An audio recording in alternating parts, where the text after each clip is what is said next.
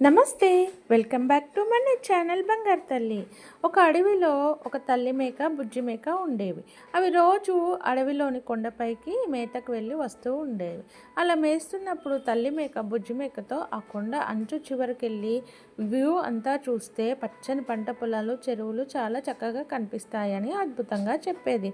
అది విన్న బుజ్జి మేక ఎట్లాగైనా అక్కడికి వెళ్ళాలి అని నిర్ణయించుకుంది. తన స్నేహితులను అడిగింది. వాళ్ళెవరూ రాను అన్నారు.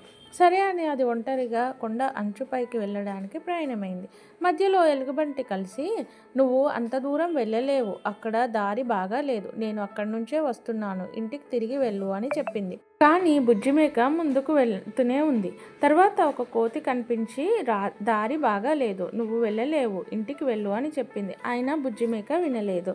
బుజ్జిమేక జారి పడిపోయింది. అప్పుడు కోతి, చూసావా, నేను చెప్తే వినలేదు, ఇంటికి వెళ్ళు, అంత దూరం వెళ్ళలేవు అంది.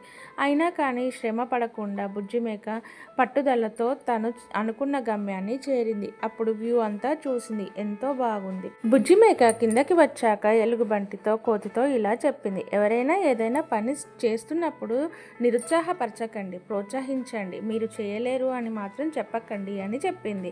అవునండి, ఇలాంటి వాళ్ళు మన వెంటే చాలామంది ఉంటారు. అలాంటి వాళ్ళ మాటలు పట్టించుకోకుండా మన గమ్యాన్ని, మన లక్ష్యాన్ని మనం చేరుకోవాలి.